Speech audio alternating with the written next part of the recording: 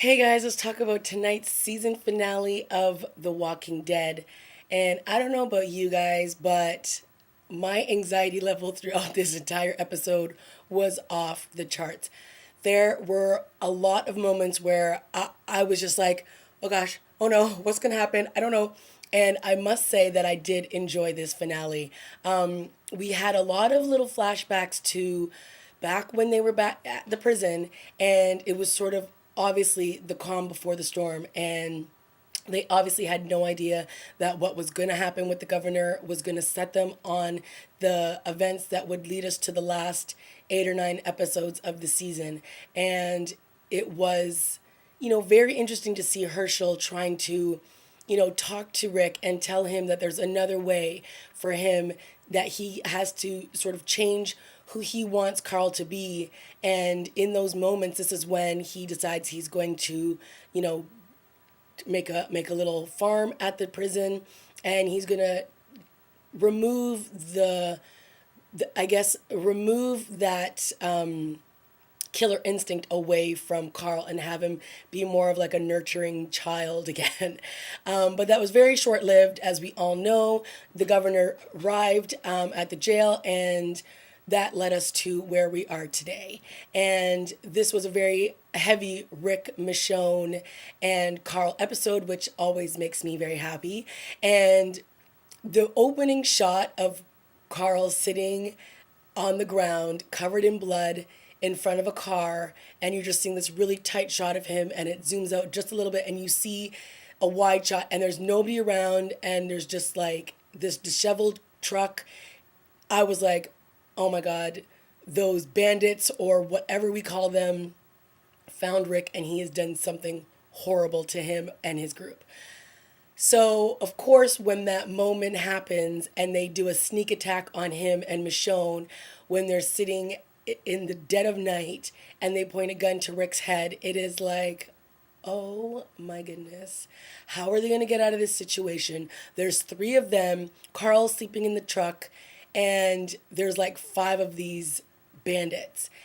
And they've got Rick at gunpoint. They've got Michonne at gunpoint. One dude is like tapping on the window at Carl in the car. I'm like, what are you going to do to Carl? Carl is a child. That's how twisted this scene was, okay?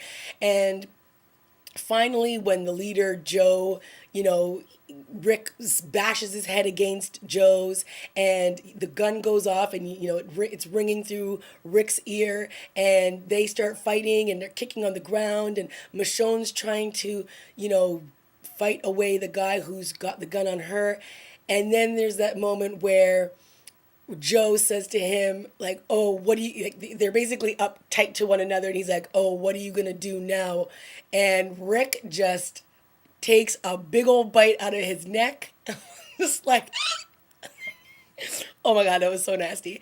And Rick just went to town on him like he was a zombie. And he bit off his neck, and it made everybody else just kind of do a what, one of these moments. So that gave Michonne the moment to knock the guy's hand and turn the gun around and blow his head off. And then the guy who was on top of Carl, which was just so disturbing, tries to hold Carl at gunpoint, or with the knife, and he's like, I'll kill him. And Michonne's like, put him, like, leave him alone. And then Darryl's fighting the two guys. Oh, can I just say, I love Darryl. And when Darryl finally rolls up on this crazy scene with everybody pointing the guns at Michonne and Rick, and he's like, these are good people, leave him alone. He's like, take me instead. I was like, Darryl, I love you. And then he's like, you're telling me that this is a good guy and he killed one of our friends? You're a liar. And as soon as he said you're a liar, I was like, oh my God, they're going to give him a beat down like they did to the other guy in last week's episode. And I was like, oh no, Daryl's toast. Oh no, oh no. So they're beating him up and everything's going crazy. It's just like complete madness. That scene was so intense. I could not contain myself. I was like all over the place. So finally, Darryl is able to knock out the guy, stab him, kill him. Boom, everyone's gone. And Rick, can I just say, the guy who was holding his son at knife point, basically all you heard was like the sound of Rick just like stabbing him repeatedly. Just, it was just like, oh, Rick is back over to the dark side. Like, all his days of planting bushes and planting food and taking care of pigs are long gone, my friends. Okay, so even Carl had this look on his face like, oh my God, it was brutal. And then we flash to the scene where we saw in the opening when he's just sitting there covered in blood, and Darryl comes over and they have a wonderful conversation, and he's explaining to him where he's been. He asks him where Beth is Beth dead? And he's like, she's just gone. She's just gone. And he said he rolled up with these guys, and he knew that they just had a code, but he also knew that they were kind of crazy, but he didn't know how crazy they were. And obviously he says, I heard about this guy who killed one of their friends, and they were looking for him, but then when I saw who they were talking about, obviously I had to step in, and Rick is like, dude, this isn't on you. And then he says the line that just made me love Rick and Darryl even more, was he's like, you're my brother. And it's like, that is what is so great about Darryl's story arc, is that he was this, like, if you remember him back in season 1 when Rick first met Darryl, because remember, Rick was not part of the group when he first met Darryl, and he was ready to fight Rick, and they were like going at it. They didn't like each other. Darryl was a hothead. He had to go back and try to find his brother. But Darryl has always been a leader in his own right, and Rick knows this. And so when he says to him, you're my brother, and you just see that look in Darryl's eyes, which is like, I love you too. It's just, that's how far this show has come, which makes me really happy that they've allowed us to really get into all of these characters the way that they have. And Darryl's story arc, I think, is one of the best on this show, because we've seen him basically be a douche and then transform, and you realize that he really had no life before this. He was just a guy who wanted to be with his brother, and his brother was, we all know, douche number one, and his life was nothing. And he's become a leader out here, and he's been able to be in charge, and people listen to him and respect him. And it's like he has just softened. I wouldn't say he's softened up, but he has. And even all those scenes with him and Beth, brought out a lot of his emotions, and some of his inner demons came out too, and things that he loves least about himself were revealed. So I'm just, glad that Darryl did not eat the dust on this episode. And I just love that him and Rick are thick as thieves once again. So we also had some good scenes between Michonne and Carl, and she finally explained what happened with her son Andre, and how they were at a camp and things went bad, and then the zombies came, and her boyfriend Mike got chomped on, and then she just basically re-explained how they became her walkers, and that they ended up protecting her and everything. And I think it was just another moment for her to say to Carl, like, I basically had closed off to all emotion, and I'm not that person anymore. So I see how you're looking at your dad. I see how you sometimes are looking at me. We are never going to close off and be those people again. And you don't have to be afraid of us. And, Carl, of course, who's still, trying to sort his own things out. He's, says his dad was telling him how proud he was of him. And, he just feels like he's not the person that his dad thinks he is. And again, he's still maturing, and he's still coming into himself, as well as everything that's going on in this crazy zombie apocalypse world, that he still may have some resentment towards his dad, but I'm sure it's not as heavy as it was before. So it was nice to see him and Michonne bonding again, and just solidifying the fact that they will probably do anything for each other, and that she will never leave him. So that was another great scene between the two of them. I just think that those three, plus Darryl, make me smile whenever they're on screen, because they just do such great work. So we finally arrive at Terminus after that frightening scene with those bandits, or whatever we want to call them, the hunters.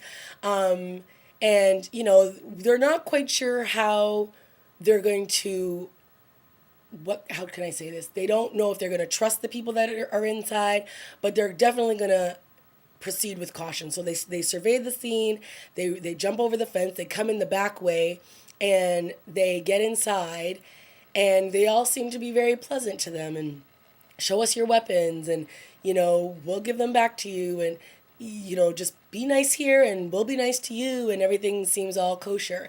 And then they leave, they go out to the front where we met the woman last time, who was all like, oh, you look like you've been on a long journey, welcome to Terminus. And she's out there frying up something on the barbecue grill there. And as Rick, of course, we all know Rick was a cop, so he's looking around and he's seeing these people, and obviously he's noticing something.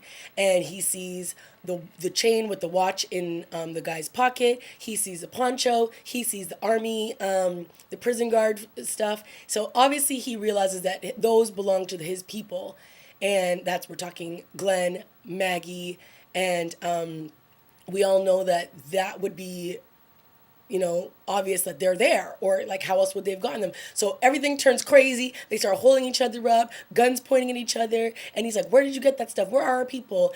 And then it's just like shooting like crazy going down, and they're running around, and you can tell really quickly that they're not shooting at them, but they're like kind of boxing them in. And oh my goodness, I was just like again, like I was just freaking out in this episode because I just didn't know what was gonna happen. And then finally, they get to a point where they can't go anywhere else. They've got people off at the fences pointing guns at them. They've got people on the rooftop pointing guns at them, and they just stop running. They tell them to put down their weapons, and they tell them to head over to this freighter train freighter and to go inside. And then when they finally do, they see Glenn, Maggie, Bob, Sasha, and then of course the other three who they're not familiar with, but that is the scientist, Eugene, and Abraham, and Rosita, however you say her name. So they get in the freighter, and it's like, why are they locked in there? Obviously this sanctuary is a bunch of BS, and they are up to no good. Oh my goodness. And Rick says a great line. He's like, they're gonna wish that they hadn't messed with us, basically, because they basically don't know who we are, and that there's such a tight-knit group that they will get out and they will make them feel sorry for what they've done. A good episode. I really did enjoy it. A lot of those little flashbacks showing them, the scene with Herschel. Seeing Herschel again was, always nice, and seeing him talk to Rick about, that this starting this farm is just the beginning, and then, but Rick being like, this is a start and this is a good start, and, to see where they were and now where they are is that's just the way that this zombie apocalypse has taken them. Like, you never know how long you're going to be in one spot, and that's the crazy part about this show. And one of the other things that they've really focused on this season is who they are as people, who they are, who they maybe want to be, who they don't want to be, who you can trust. More than anything is about the trust. It's very telling in the episode, 2 episodes before this, when Darryl was willing to stay at that funeral home with Beth and wait for the people to come and let them know that they could work together, because that is one of the hardest things about this situation they're in. Everybody is in survival mode, and it's survival of the fittest, kill or be killed. Who is the bigger threat, the zombies or the other humans out there? I mean, God, we don't even know where Beth is. She's in a trunk somewhere, and we didn't see her. We didn't see Tyrese. We didn't see Carol in this episode. And, again, it's just, they're off, still trying to find this sanctuary. And when you arrive there, again, you're like, can you trust these people? And right now, the answer would be no. Very interesting season. I think that these last 9 or 10 episodes have been a little up and down. They had some very strong, powerful episodes, but then they also had some where I felt like they were a little bit of fillers. But in a season which is so short, you can't really afford to have filler episodes.